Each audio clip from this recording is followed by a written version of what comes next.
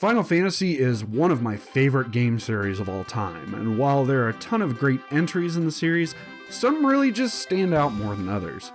I wanted to go through and start making these list videos on various game series that I enjoy because it's easy and it's fun. And I honestly just want another reason to talk about some of my favorite games, especially when some of the original videos that I did for these are like ancient by YouTube standards. These games kick ass, and I've been somewhat obsessed ever since I played Final Fantasy IV. Back then called Final Fantasy II back in the 90s on the SNES here in North America. I'm not getting into that again. No one needs to hear that story about the numbering conventions anymore. And anyway, almost every game that has come out since then has been high on my list as to play as soon as possible. I had lost interest after I initially didn't like Final Fantasy XIII.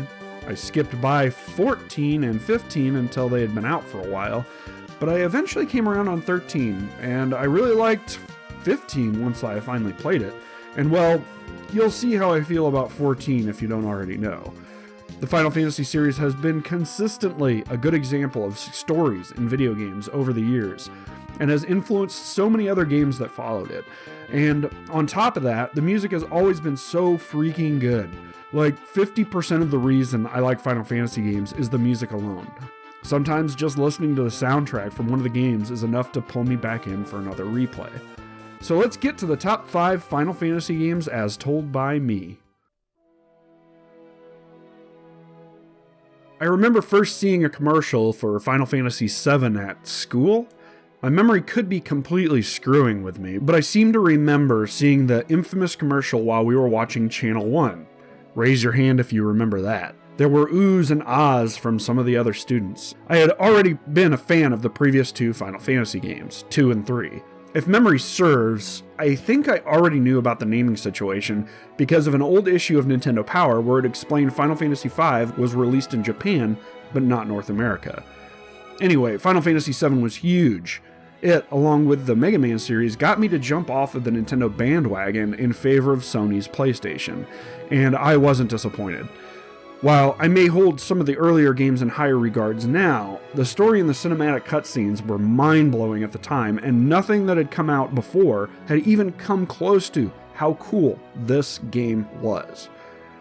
The in-game graphics, well, they were there. I remember being disappointed that they didn't look like the cutscenes being shown on TV, but the game snared me all the same. The music is still some of the best in the series, and the story was so interesting with all the twists and turns. Cloud turning out to be a not-so-reliable narrator was very cool. The situation with how Sephiroth came to be and how Cloud's story is intertwined with that made for riveting storytelling. And then the gameplay with the new limit breaks and materia system really made getting into battle to gain experience points addicting. And summon monsters being huge and over the top made this an experience like nothing before. God, I love this game. Some people like to say Final Fantasy VII is overrated. Nah, I don't think so. I think it's pretty appropriately rated. Rated FA for freaking awesome. I would not have gotten into the world of role-playing video games if not for Final Fantasy IV. This game showed me what stories can be in video games. When I first played it, I was hooked, and story-based games became an obsession.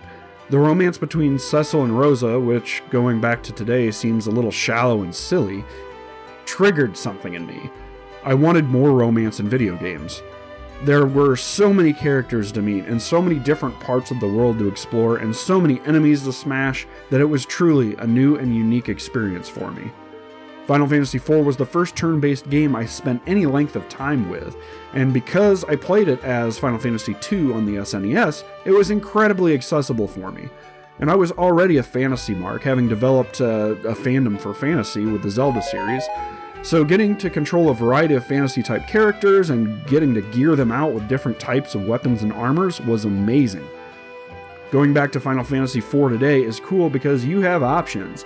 You want the full nostalgic experience? Play it on the SNES. You want a voiced experience that is extra difficult? Play the DS version, which is also available on Steam. You want great-looking 2D sprites with a ton of additional content? Snag the PSP version.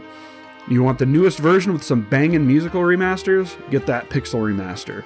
This game has been remade and re-released so many times throughout the year that there's an option for just about everybody.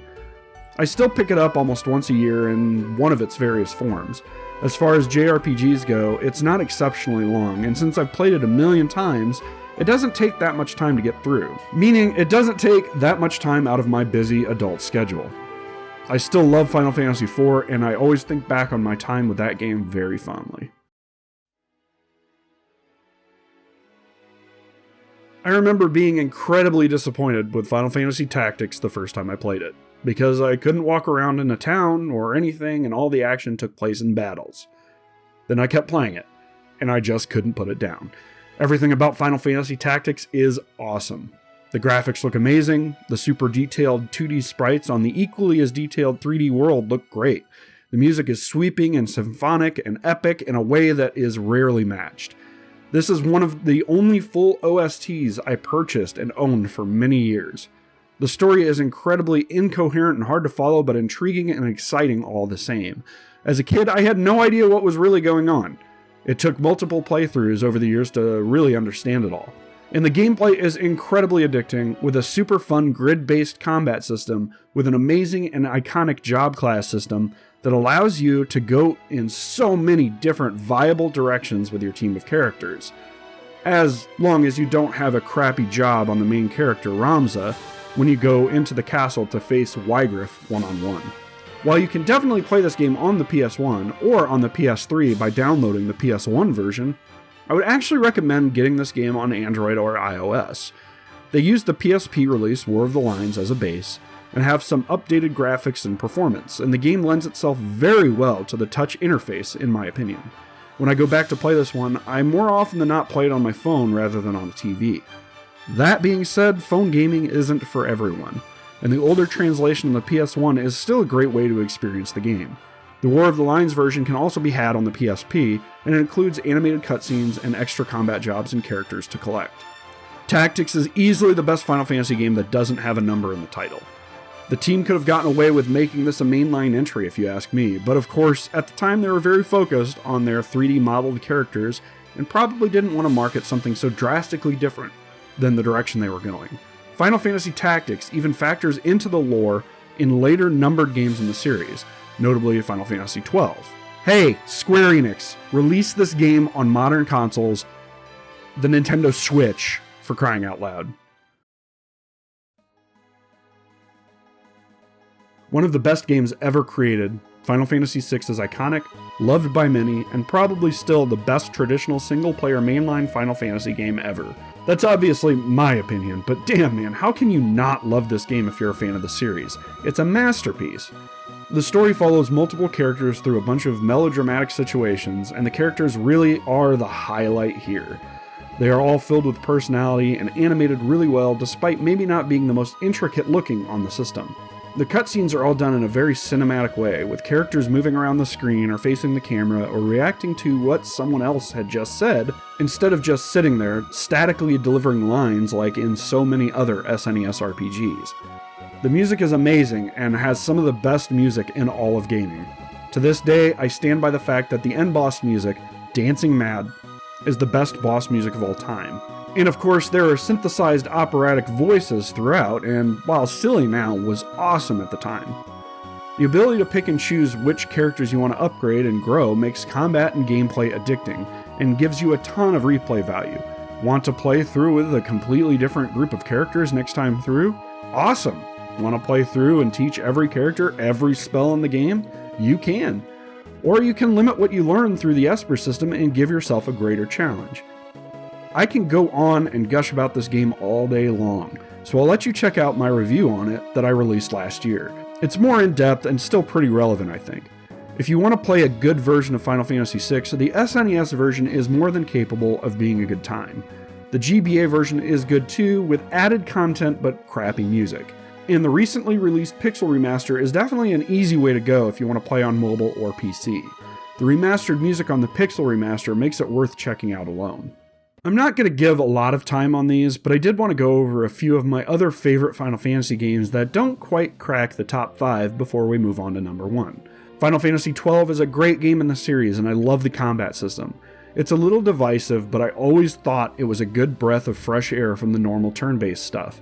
The characters, graphics, story, and music all kick ass, and the Zodiac Age version's job system is fun to mess around with. Final Fantasy IX is a great game with a stupid amount of charm. It throws back to the NES and SNES days of Final Fantasy so well, while also remaining modern for its time. The characters are really fun and the story is mostly really good. I still don't care for the big bad at the end. Definitely one to check out if you haven't. Final Fantasy III was never really one of my favorites back in the day when I played it on emulation and then again on the DS, but the new Pixel remaster really lets the game shine. The modern conveniences implemented in the game along with the job system and the graphical overhaul really benefit this one out of most of all the remasters, if you ask me. And the original Final Fantasy on the NES is super fun and I still love playing it on that platform. But if it's too slow moving or archaic for you, the newer versions on the PSP, GBA, or the Pixel remaster still retain the charm of the original. Alright guys, I've said it here. This is probably my favorite game of all time. It used to be held by other games such as Morrowind, but Final Fantasy XIV. If you know me well enough, you knew this was coming. I had played MMORPGs in the past, including Final Fantasy XI and WoW, and enjoyed both, but neither grabbed me the way Final Fantasy XIV has. 14 incorporates a long-form story in the same vein as a serialized TV show or comic series, rather than a one-off movie-like structure that you can compare to the other games in the series. 14 has just concluded a decade-long story arc in the recent Endwalker expansion, and by just, I mean a year ago at the time of this video. And for longtime players and people who really followed the story from the beginning, it pays off in spades. Final Fantasy XIV gives you the ability to create a character and switch jobs at any time you aren't in a dungeon or in combat. Meaning if you get tired of just sticking monsters with a spear as a dragoon, you can instead take up a sword and a shield and protect the rest of the party members as a paladin. Or you can heal as a white mage, or use any other of the multitude of jobs available to you. There is so much to see and do outside the main storyline, and so many incredible throwbacks to other games in the series. I did a whole video on that previously. If you love Final Fantasy as a series, you'll love seeing things such as the Ivalice Raid storyline, which draws from Final Fantasy Tactics and Final Fantasy XII, or the numerous callbacks to Final Fantasy VI that use various enemy designs, themes, and other fun crap like Magitech armor. Endwalker highlights a bunch of stuff from Final Fantasy IV, such as the whole tower on the moon bit. The thing about Final Fantasy XIV is that it does not absolutely require you to play with others if you don't want in most situations. Not all. Currently, there is an effort by the development team to make all story-based dungeons completable with a group of NPCs, so you don't have to play with other people if you don't want.